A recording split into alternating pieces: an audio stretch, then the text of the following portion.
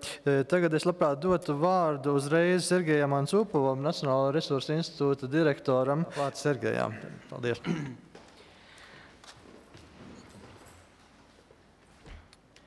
Šodien man tā absolūti negaidīta būt pēdējām šai lietā, un tāpēc es atļaušos izdarīt nelielus tādus apkopojumus varbūt no visa tā, kas ir diezgan plaši zināms, un tāpat laikā tas ir par to ir nepieciešams atcerēties, un tas ir ļoti svarīgi. Es varētu pateikt tā, ka mēs nedrīkstam aizmirst par tām lielām un nozīmīgām lietām. Kāpēc šis jautājums par deregulācijas lietām, par deindustrializācijas lietām un depopulācijas lietām ir saistīts? Mēs Latvijā šajā mūsu jaunajā periodā izgājām ceļu, kas ir sen pasaulē zināms, mēs vienkārši esam to atkārtojuši. Jo šī likumsakarība, kas ir tajā brīdī, kad notiek stāsti par brīvo tirgu un notiek tas, ko sauc par deregulāciju, nākamais solis aiz tā, solis, kas ir loģisks, deindustrializācija. Tas nozīmē, ka tajā brīdī, kad notiek deindustrializācija, no tā ir nākamā konsekvence, kas ir depopulācija. Tas, ko mēs saprotam, ka mēs, atgūstot neatkarību, mēs trāpījāmies vienā ļoti interesantā vēsturiskā kontekstā. Un šīs konteksts ir tāds, ka tieši šajā laikā šī dominējošā pasaules uztvere un ekonomiskā doma bija tieši tāda, ka mums ir visu jānoprivatizē, tas būs efektīvāks, jo valsts nav spējīga efektīvi pārvaldīt, un tirgus pats par sevi visu sakārtos. Un tas bija dominējoši. Un es varu pateikt, ka es personīgi arī, un zināmā mērā arī varbūt arī tie, kas balsoja par neatkarību 91. gadā, mēs ļoti ticējām tam, ka jā, tirgus tā ir ļoti svarīga lieta, tirgus ekonomika dod savu ļoti labu rezultātu. Šobrīd mēs varam pateikt, ka piedodiet, nesanāca. Šodien varam pateikt, ka nē, tas īstenībā nav nostrādājis. Mēs varam pateikt vēl vairāk, ka brīvais tirgus ir tikpat skaisti, teiksim, tāda teoretisks pieņēmums kā komunisms, jo brīvais tirgus neeksistē. Un gribu atkārtot vienu skaisto citātu, ko pateica viens priesteris, Desmonds Tutu. Viņš teica tā, ka tad, kad uz Afriku atnāca pirmie mācītāji katoļu ticības, un viņiem bija rokās bībele, un mums bija zeme. Un viņi teica, nu tagad lūksim kopā Dievu. Mēs aiztaisījām acis, un tad, kad mēs atveram acis, tad mēs ieraudzījām, kā mums rokās ir bībelē, bet mūsu zeme ir viņiem rokās. Un es varu pateikt, to, kas tagad ir noticis Latvijā, īstenībā notika tas pats.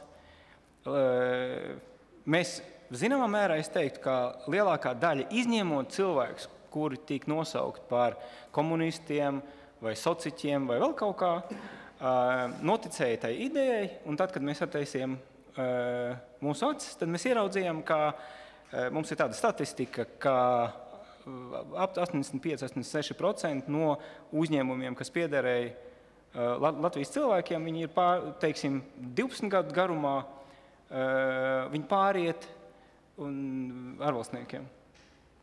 Mums faktiski ļoti maz, kas pieder. Ja mēs apskatāmies uz banku sektoru, jūs ziniet, ka praktiski viss banku sektors ir prom, finanšu sektors, kas ir prom, teiksim, tas sektors, kas vēl kaut kas ir nedaudz ir no koprūpniecības, ja, un tie skaitļi ir ļoti neiepricinoši. Tur ir vairāk kā 60% pāriet ārvalstnieku īpašumā un tā tālāk un to joprojām. Un tas process ir saistīts ar to, ka tagad jau lietošos vārdus reālais sektors un finanšu sektors, jeb reāla ekonomika un finanšu ekonomika. Īstenībā tā finanšu sektors, pateicoties tam, ka finanšu sektors ir ieguvis ļoti lielu deregulāciju visā pasaulē. Sakot ar 1970., 80. un tīpaši 90. gados, faktiski regulējums ir gandrīz viss tika izņemts, kas bija pirms tam. Jo pēc lielās depresijas šis regulējums bija diezgan skarbs. Un es vēl atceros, ka manā laikā, jaunības laikā bija tāds teikums kā bankā. Tas nozīmē, ka bankas bija ļoti konservatīvas. Tās turēja naudu, glābāja naudu. Tas, kas ir tagad situācija ļoti pavisam otrādi. Bankas ļoti riskē, noriskējot, ja viņi vinnē, tad viņi iegūs lielu peļņu. Ja viņi noriskē un zaudē, kas notiek, tad viņas valsts izglābj. Un tā būtība ir tāda, ka tieši kapitāla plūsmas jautājums ir viens no svarīgākajiem arī mūsu jautājumiem, bet tas nav tikai mūsu jautājumā. Šobrīd mēs varam teikt, ka visa Eiropā no tā ļoti būtiski cieš.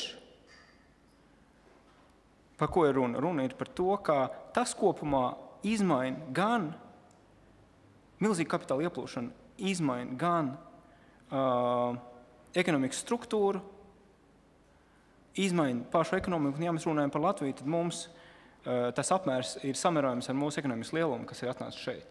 Es varu pateikt, ka mums ir palēmējies, ka mūsu pareks ir tikai kaut kāda 8 vai 9% no Latvijas ekonomikas. Ja pareks būtu lielāks, tad tas sekas būtu ļoti smagas. Piemēram, Īrijā 3 bankas kļuva tik lielas, kā 3 banku lielums bija kā 2 Īrijas ekonomikas. Un Īrija bija viena no tādiem piemēriem pasaulē ar finanšu disciplīnu, izcilās ar mazu parādu un mazu budžeta deficītu un tā tālāk un tā joprojām. Kas notiek, ka bankas nokrita, Īrijas valdība centās glābt, viņi samaksāja, cik viņi varēja samaksāt, bet bankas 2 ekonomikas lielums. Tas nav iespējams izglābt. Līdz ar to šobrīd tur ir tā saucamā starptautiska palīdzība, un kā teica bijušais Starptautiskā valūtas fonda galvenais ekonomists, viņš teica tā, un tad viņi zaudēja savu neatkarību, savu suverenitāti. Tas ir tā. Bet pirms mēs varam runāt par to, tad mums ir jāsaprot, ka tas, kas notika tajā saucamā izaugsmas laikā, patiesībā tā bija finanšu sektora izaugsme, kuru radīja nekustamo īpašumu bumu un patēriņu bumu. Tad tas, ko visu laiku ekonomisti sauca un arī finansisti par ekonomikas izaugsmi, kas notika Latvijā. Ja mēs apskatāmies uz realitāti, un ja mēs apskatāmies nevis uz vienu skaitli, kas ir IKP, kas ir kopskaits, bet ja mēs paskatāmies uz iekšējo struktūru, tad mēs redzam, ka tajā brīdī būtiski mainījās struktūra. Ja būtiski izaug finanšu sektors, mēs ļoti priecājamies par to, ka mums finanšu sektors aug. Bet tam visam rezultāts ir šie burbuļi. Nekustamais īpašuma burbulis un patēriņa burbulis.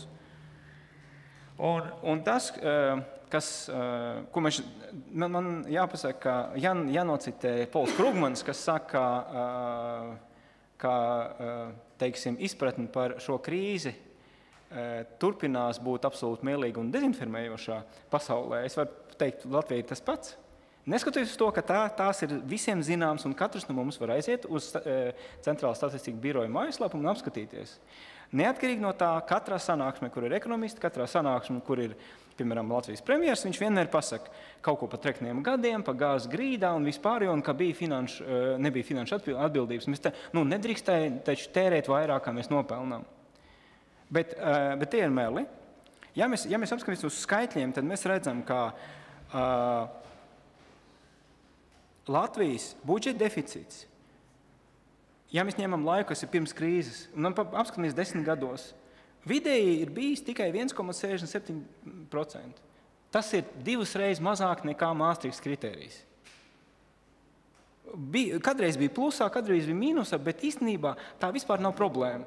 Tā vispār nav problēma. Ja mēs iziesim uz ielas un uztaisīsim pētījumu, visi pateiks, ka neatbildīga valdības rīcība, pa daudz tērējam, nenopelnīto, ja?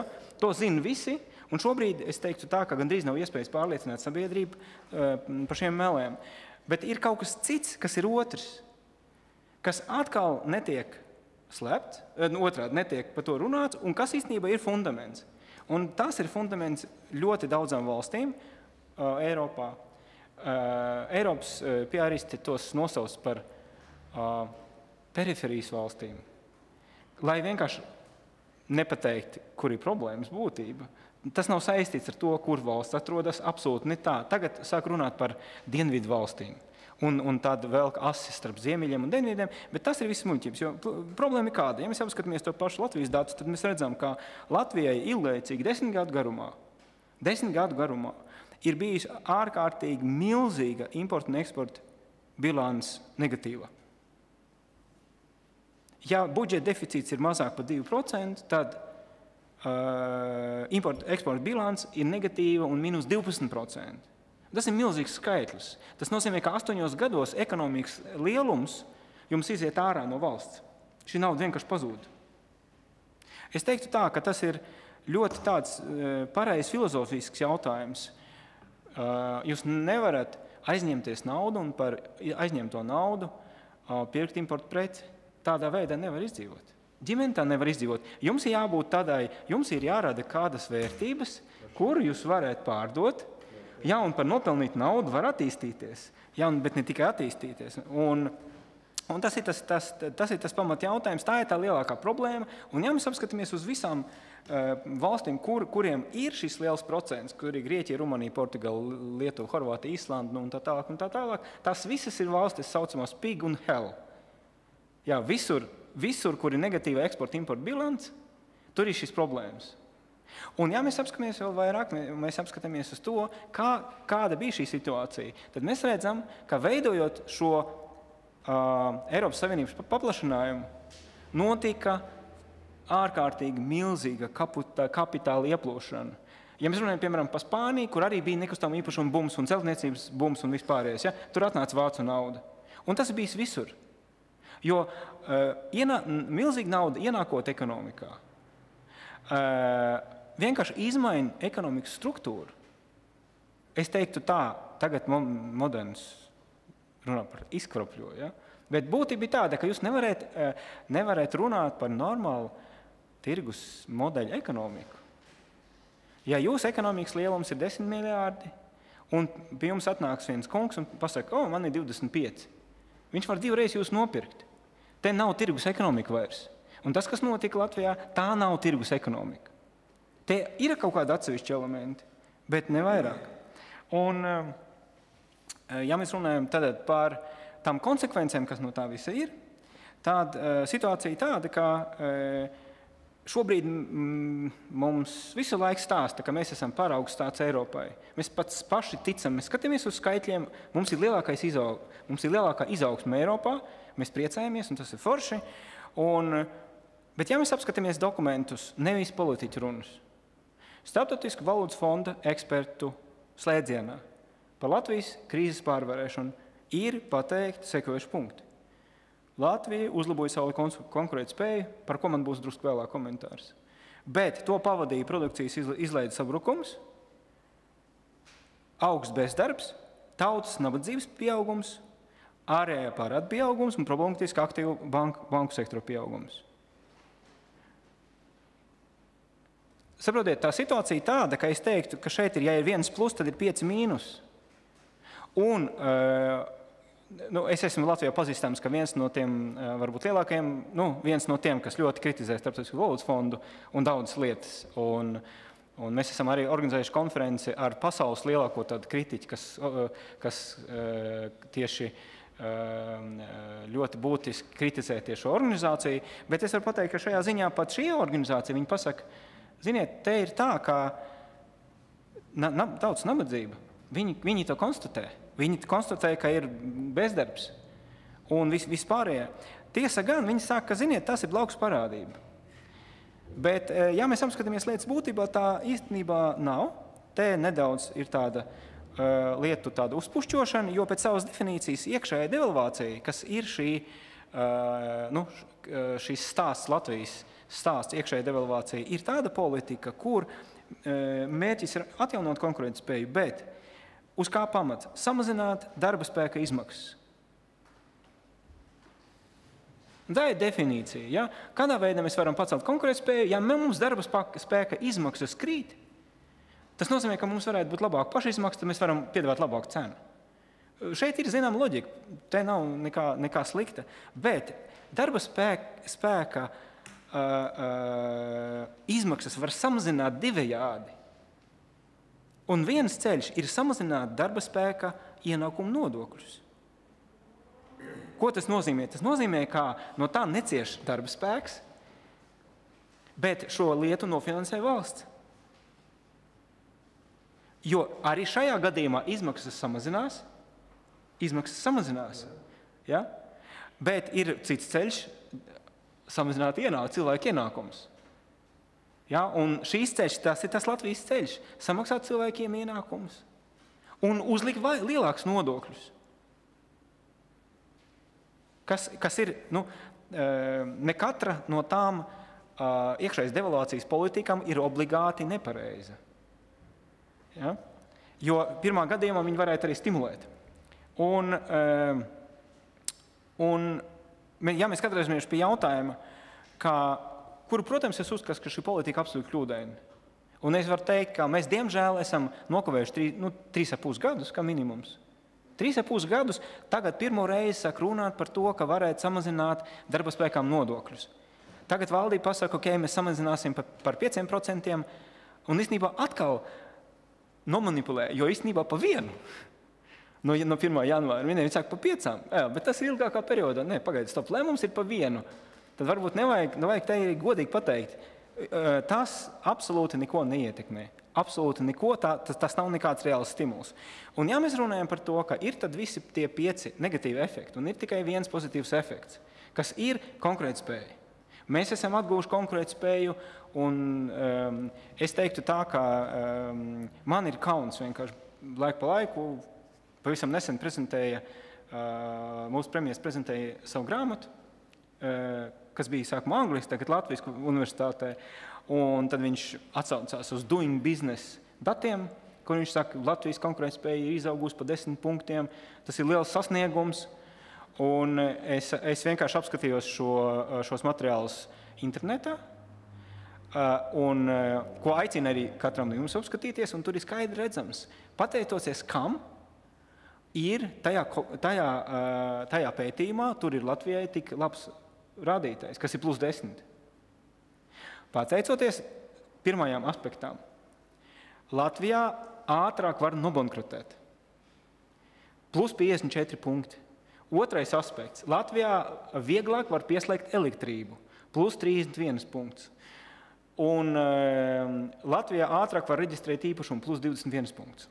Es neesmu dzirdējis, ka būtu mainījusies kaut kāda likumdošana, kas saistīta ar īpašumu reģistrāciju pēdējos vismaz 3 gadus kā minimums. Līdz ar to tas ir ļoti tāds punkts. Ja mēs runājam par elektrības pieslēgšanu, arī nekas nav mainījies. Tur arī ir šīs milzīgs punkts. Vienīgais reālais, kas ir pieņems likums par maksātnespēju, ja? Un tas ir fakts. Un tas nozīmē, ka mēs esam kļuvuši ļoti konkurētspējīgi pasaulē. Pateicoties tam, ka mēs varam reģistrēt īpašumu, it kā pieslēgt tur elektrību un ātri nobankrotēt. Bet, ja mēs apskatāmies organizāciju, kas ir tāda ar lielāku vēsturu un nedaudz tāda ar tādu lielāku respektējumu, kas ir World Competitiveness Report, tāda organizācija. Un, ja mēs apskatāmies par to, kas notika ar Latviju šajā krīzes laikā, tad šeit ir šī tabula. Krīzes laikā Lietuva pakāpās no 54. uz 53. uz 44. pozīciju, un tas ir +9 punkti, tas ir tas zaļais. Ja Igaunija nedaudz uzlaboja, bet viņi ir 33. vietā, kas ir laba vieta. Lietuva ir 44. un Latvija no 54. kas bija blakus Lietuvai. Savukārt nokāp 10 punktiem uz leju. Lietuva pakāpās gandrīz 10 uz augšu, ja, un mēs esam nokļuvuši līmenī starp Vietnamas Socialistisko Republiku un Urugvaju. Un tas ir kauns. Un tas, kas mums ir, ja mēs apskatāmies mēdījus, tad mums katru dienu tiek pateikts, jā, mums ir labā konkurētspēja, un mēs vispār augam fantastiski, mēs esam tā tālāk. Un tāpēc, tad, kad pasliktinās šī iespēja strādāt un pelnīt, protams, ka cilvēki, kas var aizbraukt, viņi arī brauc prom.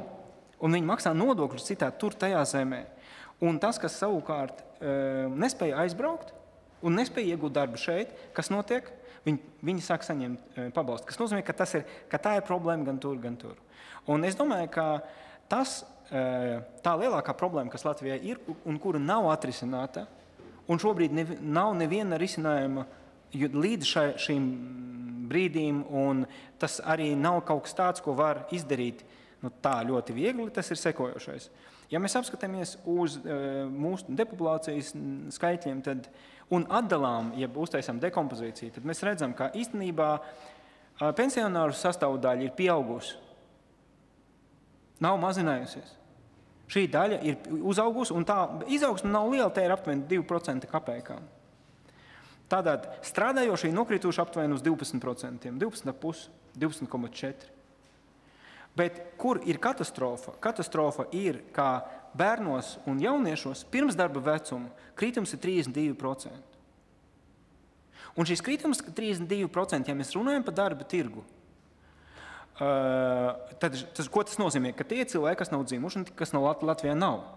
Un ja mēs tūlītās, teiksim, piemēram, kaut kādā tādā veidā risināsim problēmas, ka katra sieviete rītdien dzemdēs 3 bērnus pēc kārtas, tad arī šajā gadījumā šī situācija ir neglabjama. Tāpēc, ka šie cilvēki, viņi neienāk darba tirgu, un tur ir milzīgs rops veidojas. Un ar budžeta konsolidāciju šo problēmu atrisināt nevar. Vienkārši tas nav iespējams. Un ar mākslīgo apagļošanu, ko tagad runā tur, es saku, ka tas izskatītos smieklīgi, ja tas nebūtu traģiski. Tā ir milzīga problēma. Un šobrīd, ja mēs apskatāmies uz tiem procesiem, kā mēs esam, mums ir vislielākā izaugsme Eiropā, tur pēdējie dati un tā tālāk. Un ja mēs apskatāmies tā, ka mums šo situāciju pasniedz, piemēram, salīdzina ar Itāliju, mēs redzam, ka tur 4 reizes lielāka izaugsme. Kolosāli, es teiktu, fantastiski. Es vienkārši esmu sajūsmā par to. Bet ja mēs apskatāmies, kas mums tur realitāte ir. Realitāte krīzes laikā Itālijā krītums ir 3% no IKP. Tas ir tas zilais. Ja? Izaugsme 2%. Būtu V-veida, ja viņam būtu 3,1%, tad viņi atjaunotos, bet viņi izaug tikai 2%. Un līdz ar to viņam kopējais summarais rezultāts ir 1%. Es teiktu tā, tas, protams, ir slikti, 1% IKP, tas ir kaut kas, tas ir svarīgi, bet katrā ziņā nokrist uz 3 un pacelties uz 2, tas ir kaut kāds samērojama līmeņa. Ja mēs apskatāmies uz Latvijas situāciju, Latvijā krītums ir 22%. Tur ir tā, ka ja mēs skatāmies dažādus skaitļus un dažādu drusku metodikas, līdz 25%. 24,9, Eurostatā 22. Ja? Bet tā izaugsme, kas tagad, pieņemsim 6%, ko tas nozīmē, ka koprezultāts ir minus 16. Un ja mēs apskatāmies to salīdzinājumā, tad tas Latvijas minus 16 rezultāts pret Itālijas minus 1, tas nav tas pats, ka Latvijai plus 6 un Itālijai ir plus 2. Faktiski aina ir citādāka, mūsu aina, un tāpēc tie cilvēki brīnās, kas saka, kāpēc tā mūsu ļaudis neizjūt šo milzīgu mūsu aktivitāti un mūsu milzīgu izaugsmu, kas mums ir. Kāpēc cilvēki to nejūt un pētījumus un tā tālāk un tā tālāk. Bet tāpēc, ka nav ko just. Nav ko just, tā nav reāli. Un tāpēc, ja mēs apskatāmies tālāk uz, es neesmu, teiksim, ar tādu pesimistisku noskaņojumu, ja es ceru, jūs pamanījāt. Es domāju, ka tas ir skaidrs, ka mums jābūt ļoti aktīviem un mums ir jādomā un jāmeklē izejas. Tā izeja nav tāda, kur tāda kaut kāda vienkārša vai elementāra, vai šī izeja nav turpināt šādu politiku, kas bija līdz šim. Tas ir pilnīgi skaidrs. Un bez teiksim, tādas fundamentālas fundamentālām izmaiņām valstī to nevar izdarīt. Bet kādas varētu būt tātad idejas? Tātad deregulācija, deindustrializācija, depopulācija, tad mums jānoņem visur D, vai ne? Ko tas nozīmē? Tas nozīmē, ka pirmkārt industriālā politika.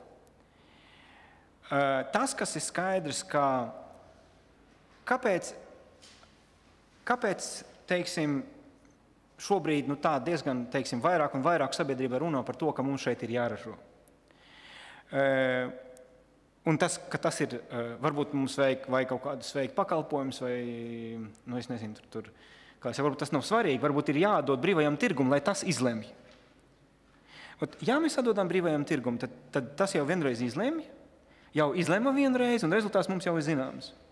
Un tā situācija ir kāda? Situācija ir tāda, ka tā atšķirība attīstītā industriālā valstī no neattīstītās valstis ir produktivitāte. Jo ražošanā viens cilvēks var būt krietni produktīvāks, viņš var radīt krietni vairāk nekā tas ir kaut kādos, piemēram, pakalpojumos. Tā kā pirms, 1000 gadiem frīzieris grieza matus, tagad viņš varbūt, es teiktu, neizdara to miljonu reizi produktīvāks. Tas nav iespējams. Un tā ir tā problēma ar pakalpojumu sfēru. Ja mēs runājam ar ražošanas sfēru, tur ir savādāk.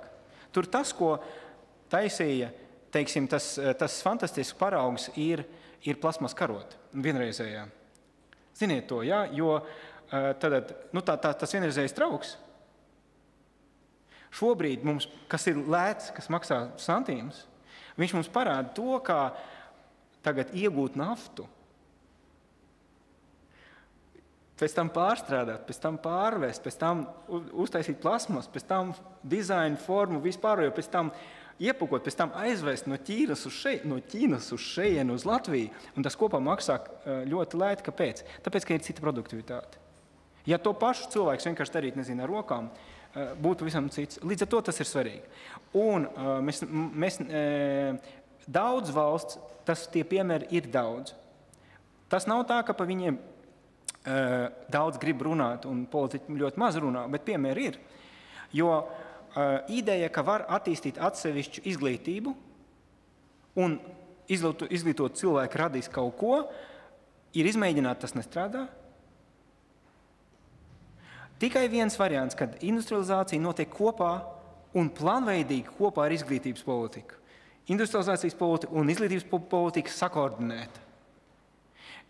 Tāds viens no fantastiskiem gadījumiem ir Korejas gadījums, Dienvidkorejas gadījums, kur teiksim, ienākumi uz dvēseli bija zemāk kā Ganai. Viena no nabadzīgākām valstīm, kas tagad mēs zinām, kas ir Koreja. Ja? Un tad valsts vadība viņi pieņem lēmumu, mēs gribam attīstīties. Un tad viņi nokonsultējās un pieņem lēmumu, viņi gāja mērķietīgi uz saviem mērķiem. Un tad viņi teica, mēs kā bāzi mēs izveidosim tērauda rūpniecību. Viņam teica, pagaid, jūs esat jukuši.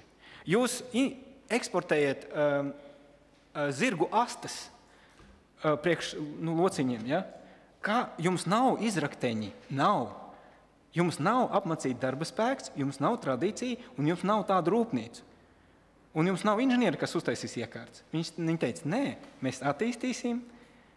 Kāds ir rezultāts? Šobrīd tas ir viens no 2 lielākiem koncerniem pasaulē, kas izstrādā tēraudu. Un es nerunāju par visam pārējām citām tehnoloģijām. Tad tas ir iespējams. Viens no ļoti svarīgiem instrumentiem ir uzņēmumiem ar valsts kapitāla daļu izmantošana. Jo tā ideja, ka mēs tagad sāksim atbalstīt kaut kādu vai nozaru vai kaut kādus uzņēmumus, kas notiks? Mēs paņemsim valsts nodokļu naudu un iedosim vai nu Krievu kapitalistam, vienam miljonāram vai nu vienam Zviedru miljonāram to naudu, lai viņš kaut ko tur dara. Man nav nekas pret ne Krievu miljonāru, ne Zviedru miljonāru, tur viss ir kārtībā. Lai viņi tādi ir, lai strādā un lai veido uzņēmumus, kas Latvijai nes labumu, bet ja mēs ņemam nodokļu maksātāju naudu un pārdalām šādā veidā, tas nav tas labākais ceļš, kā to darīt. Mums ir jāiet tas ceļš, kas ir Norvēģijā, kas ir Zviedrijā, kas ir Dānijā, kas ir visur. Un tas nozīmē, ka valsts atnāk ar savu kapitāla daļām, un šī nauda netiek vienkārši izmesta. Un tur nenotiek, teiksim, kā tagad daudzos mūsu uzņēmumus. Nākamā lietiem mēs runājam par šo problēmu ar cilvēkiem. Es teiktu tā, ka nekavējoties, neaizejot atvaļinājumā, tūlītās to vajag darīt. Tā problēma, kur jārosina uzreiz momentā. Un viena no lietām ir priekšrocības pilsoņiem, kas atgriežas. Jo vienas cilvēks, ja pat viņam pasaka, rekur tev 5000, kā tas ir Polijā, ja viņš atgriežas, lai tu varētu uzsākt savu biznesu, pat tas ir krietni lētāk nekā viss kas cits. Ir pieredze atkal, ko var pētīt pasaulē, kā to dara daudzas valstis. Piemēram, Polijas pieredze, to sauc kartapaļaka. Ja tu esi uzskati sevi par poli, un ja tev runā poliski un vispār, tu neesi pilsonis, tu dzīvo citā valstī, bet tu vari atbraukt uz Poliju, un tu saņem milzīgs saraksts, es izrakstīju kaut ko, teiksim, tad tu saņem tādu patu attieksmi kā pilsonim Polijas, tu vari legāli strādāt bez ierobežojumiem, tu vari uzņēmēju darbībā būt tāds pats subjekts kā pilsonis, izglītība tāpat kā pilsonim, finanšu atbalsts, bezmaksas veselības sistēma, pat atlaists dzelzceļā un tā tālāk un tā joprojām. Tas nedod pilsonību, tas nozīmē, ka tu nevari balsot. Šādā veidā valsts aizsargā sevi, bet šādā veidā valsts šos cilvēkus aicina. Ja? Un aicina atpakaļ un aicina no blakus valstīm. Un šobrīd tā viņu, teiksim, mēs šodien jau ienākām konkurencē ar viņiem, jo viņi sēž Baltkrievijā, viņi sēž Krievijā, viņi sēž Ukrainā, un viņi šos cilvēkus grib sev dabūt. Un, manuprāt, tā ir mūsu vienkārši absolūti prioritāra lieta. Jā.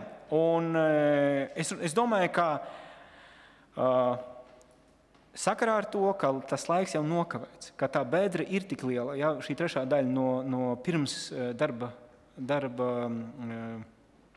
darbspējīgā vecuma, tad bērnu un jauniešu, ir šīs samazinājums. Tas nozīmē, ka mēs, diemžēl, neiztiksim bez imigrācijas. Par to runā, teiksim, tur Ilmārs Mēšs, un par to runā tie cilvēki, kas ir zinātnieki saistīti tieši konkrēti ar migrācijas procesiem. Viņi saka, tas nav iespējams, un tas ir skaidrs, ka tas nav iespējams. Vienīgi, kas mums ir svarīgi? Mums ir svarīgi, lai tie cilvēki, kas ir vajadzīgi šeit, ka šie cilvēki nebūtu, Afrikas iedzīvotāji, kas vienkārši brauc uz Norvēģiju un dzīvo uz pabalstiem, kas tur pietiekami labi ir. Kas ir sociāla budžeta spriedze. Mums nevajag radīt ar imigrāciju nākamās problēmas. Es domāju, ka mums ir vajadzīgi cilvēki, kuri ir talantīgi, kuri grib iegūt augstāko izglītību un kuri grib dzīvot eiropisko dzīvesveidu, ja, un cilvēki, kas ir lojāli pret Latvijas valsti, un viņiem ir jābūt kaut kādām priekšzināšanām latviešu valodā, ko mēs varam pieprasīt. Un otrs puses, ko mēs varam darīt, mēs varam viņam teikt, ok, brauciet šur. Mēs iedodam jums ļoti labiem nosacījumiem kredītu. Kā to dara, piemēram, Lielbritānija? Kredīta saņemšana ir veidlabs aizpildīšana interneta. Bet pēc tam to kredītu jums jādod. Ja? Un tad šī situācija ir tāda, ka ja šie cilvēki paliek un strādā šeit un dara šeit Latvijas labumu, tas nozīmē, ka varbūt mēs norakstam kaut kādu vienu daļu no šī kredīta. Un te ir pietiekami daudz dažādu mehānismu, kā to darīt. Un es domāju, ka vēl viens nopietns punkts ir reālais nacionāla attīstības plāns, jā, kas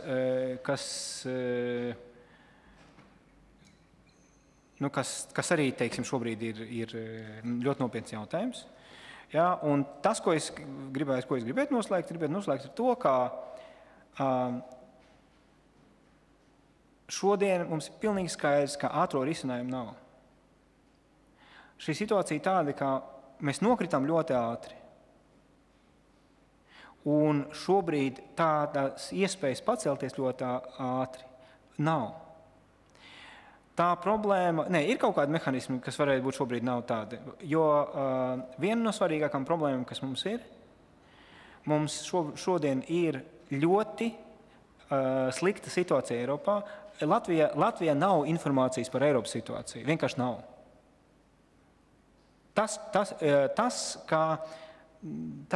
kas iet oficiālajā līmenī, tas ir praktiski ļoti, ļoti, ļoti piekrasots.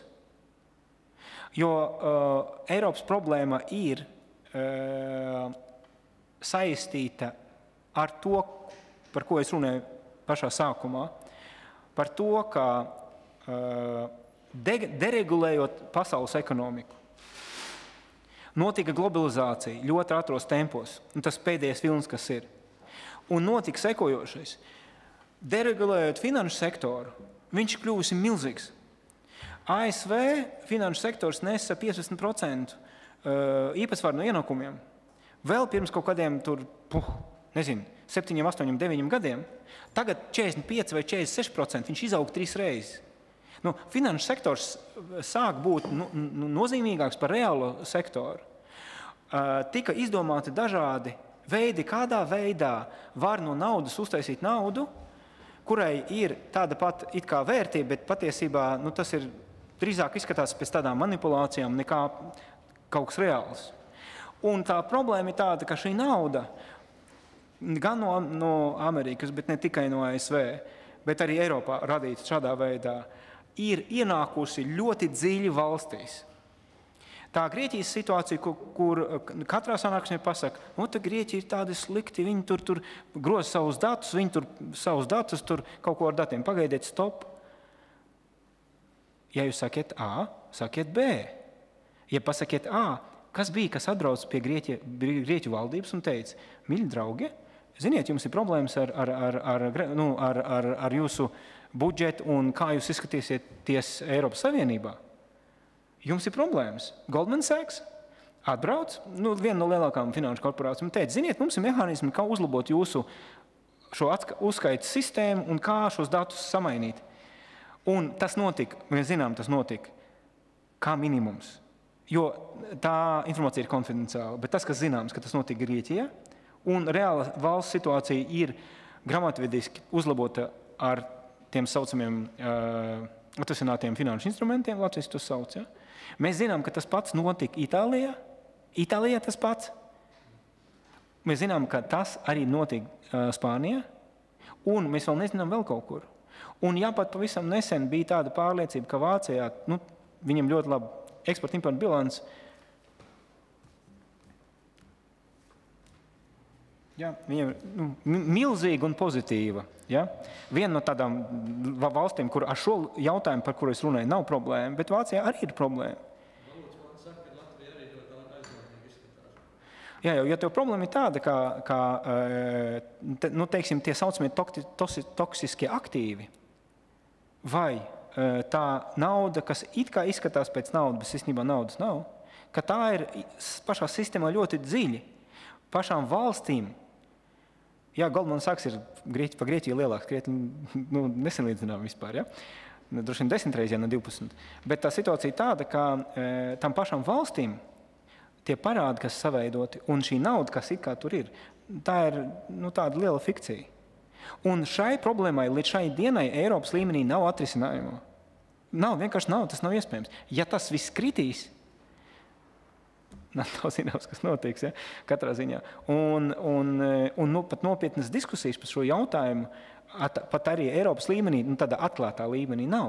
Protams, ka eksperti meklē, ko darīt. Līdz ar to, teiksim, Eiropas situācija ir diezgan ļoti sarežģīta. Tas nav tā, ka tā nav sarežģīta un ka tur nav problēma. Un šī situācija, skaidrs, ka tā absolūti ietekmē mūs, tur nav nekāda divu domu, mēs esam saistīti. Līdz ar to šobrīd, teiksim, Latvijas valsts izaicinājumi pārorientēt savu politiku no Eiropas uz citiem tirgiem. Ja, Ķīnas, Indijas tirgus, varbūt, var sakot, brika valsts tirgus, ja? Tas nav uzdevums, ko var paveikt 1, 2, 3 gados. Ja būtu mērķtiecīgs līderis, kas šo paņemt un darīt, varbūt kaut kādos 2, 3 gados tas ir iespējams, bet tā ir liela problēma. Līdz ar to šobrīd mēs esam situācijā, kad mēs skaidri saredzam nopietnas problēmas un vēl skaidri nesaredzam, kā tos atrisināt. Bet tas jau ir labāk nekā tas, kas bija, teiksim, pirms 3 gadiem.